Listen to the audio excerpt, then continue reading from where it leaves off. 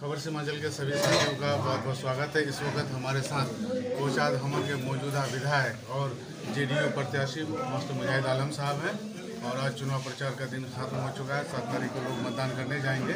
चुनाव से पहले शुरुआती प्रतिक्रिया क्या है, तो क्या उम्मीदें हैं? आपने जो काम किया उसका नतीजा आपको मिलेगा, फल मिलेगा या नहीं मिलेगा?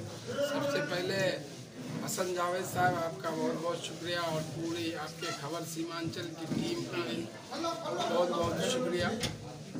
चुनाव प्रचार अभी जस्ट ख़त्म हुआ। 6 बजे तक हम लोग का आखिरी सभा बिशनपुर करबला मैदान से हम लोग चुनाव अभियान का जो प्रचार अभियान है उसको जो है हम लोग समाप्त किए।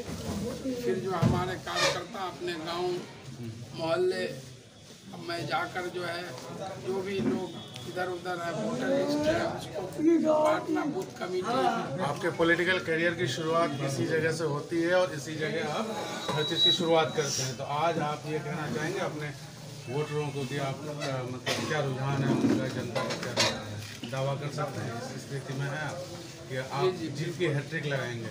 निश्चित रूप से जनता का जिस तरह से प्यार स्नेह मुझे मिल रहा है तो मुझे निश्चित रूप से पूरा भरोसा है कि मेरी जीत होगी। यहाँ की कोचा धामन की जनता की जीत होगी, क्योंकि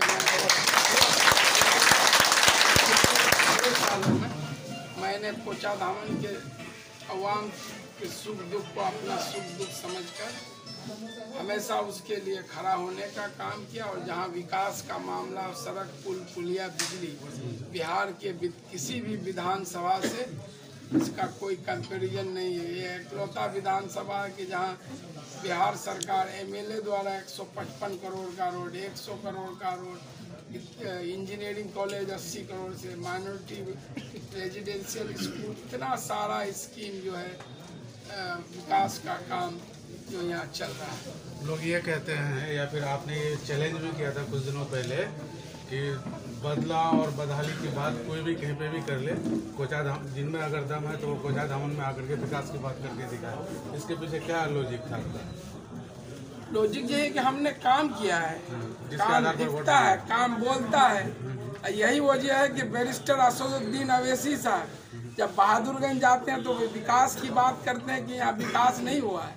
जब अमोर जाते हैं तो मस्तान साहब को लड़कारते हैं कि भाई ये सड़कों में गड्ढा नहीं भरा गया, विकास नहीं हुआ।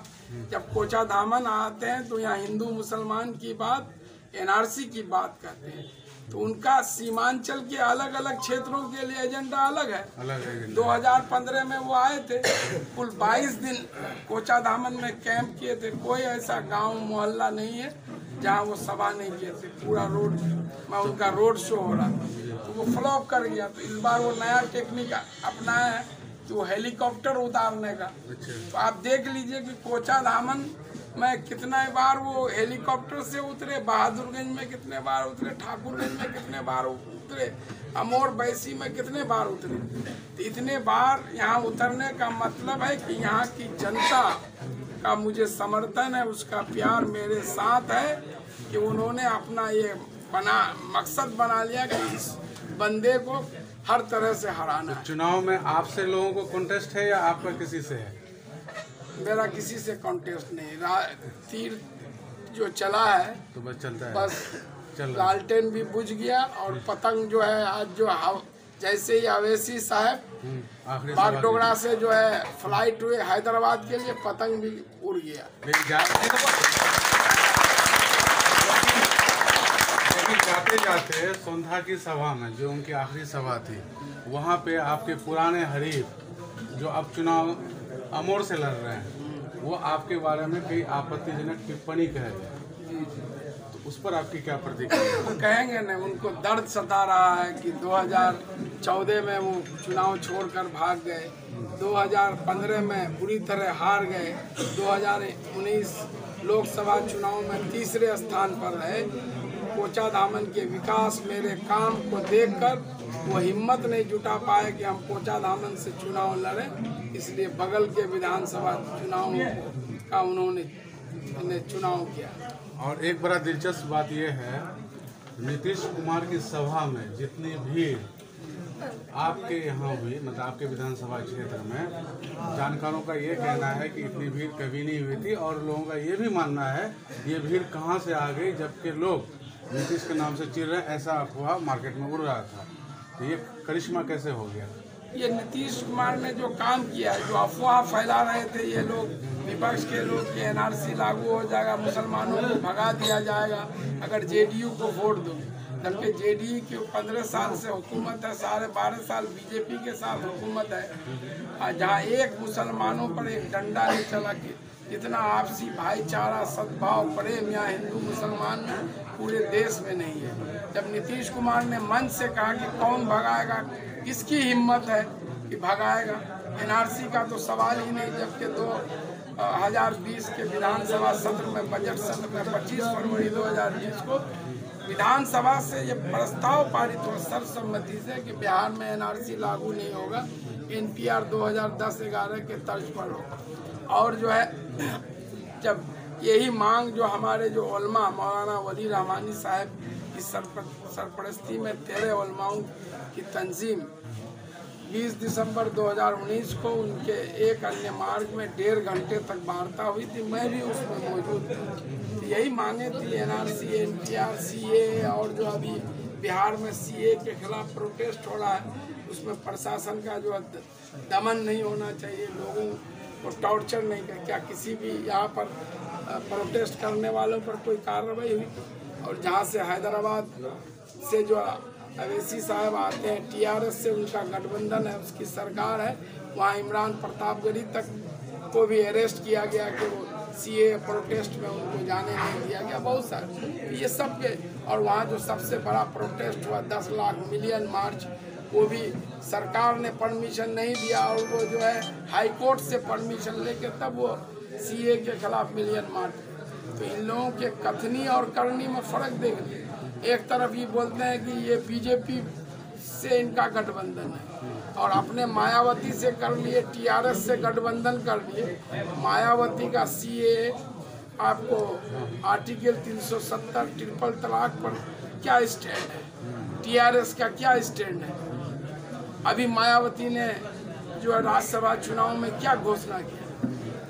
तो इनका कोई सिद्धांत नहीं है, बिना प्रिंसिपल के ये लोग राजनीति करते हैं, बस समाज में भेदभाव, नफरत फैलाने का काम करते हैं, बस नफरत फैलाकर अपनी राजनीति चमकाने का काम। जब ध्रुवीकरण की बात चली है तो जो SC/ST कम्युनिटी है हमारे यहाँ, वो भी सस्पेंस में है कि नतीजा इधर हुआ या उधर हुआ तो फिर क्या होगा।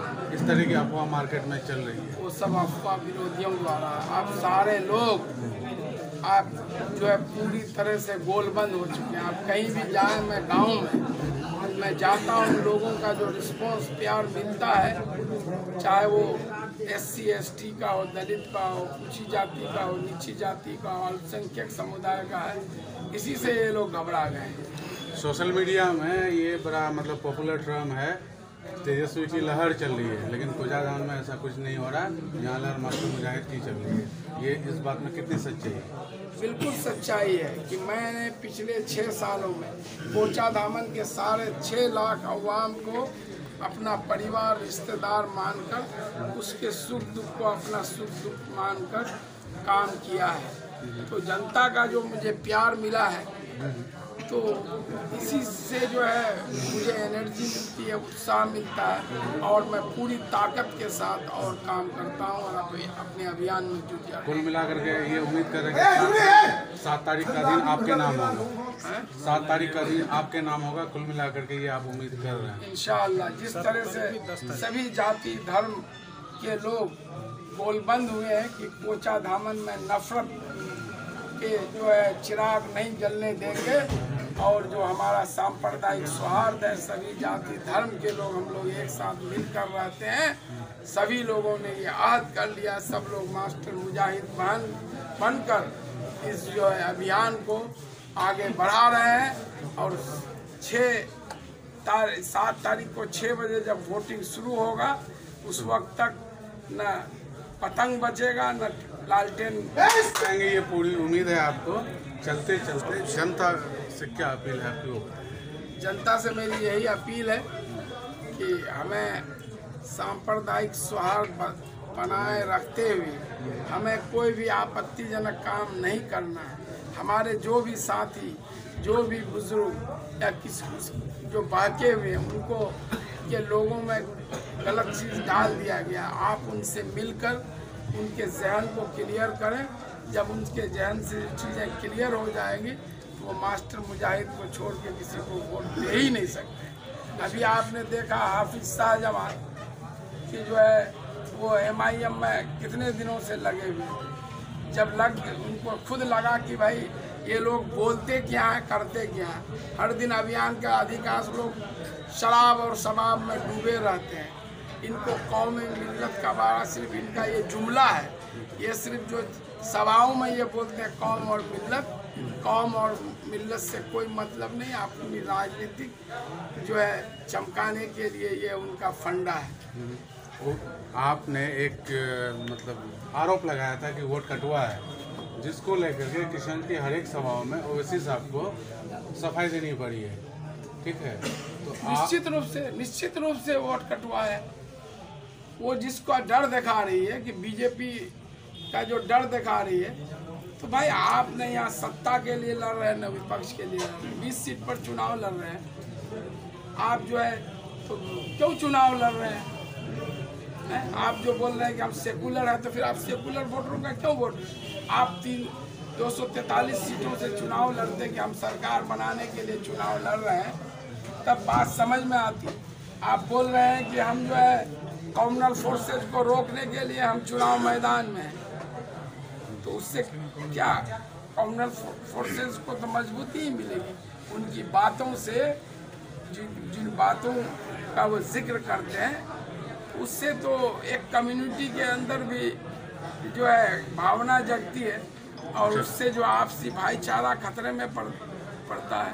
हाँ, ठीक। वो अहम मुद्दे जो आपने जनता के सामने में रखे और जो लोगों ने एक्सेप्ट किया डेवलपमेंट से रिलेटेड, वो चंद मुद्दे बताए। जैसे आपने इससे पहले बताया था कि भाई डबल लेन रोड है, उसके अलावा इस तरह की क्या क्या चीज़ें हैं जो शिक्षा के क्षेत्र में इंजीनियरिंग कॉलेज है, लड़कियों के लिए ITI, माइनॉरिटी रेजिडेंशियल स्कूल है, 50 बेडेड हॉस्टल है 10 करोड़ की लागत से, और जो सभी पंचायतों में हाई स्कूल है, 30 पंचायतों में 33 हाई स्कूल है। तो ये सब कुछ है। पावर के क्षेत्र में, एनर्जी के क्षेत्र में 30 पंचायतों में 6 पावर सब स्टेशन है, एक सेंट्रल ग्रिड है 500 करोड़ का, एक स्टेट ग्रिड है 250 करोड़ का। इस विधानसभा में पानी के मामले में 7 निश्चय के तहत हर घर नल के जल के तहत अभी जो है 25% घरों तक जो है पानी पहुंचा दिया गया। लॉकडाउन के कारण इसमें काम में देरी आई है, फिर बहुत जल्द जो बाकी बचे हुए घरों तक पानी पहुंचा दिया गया।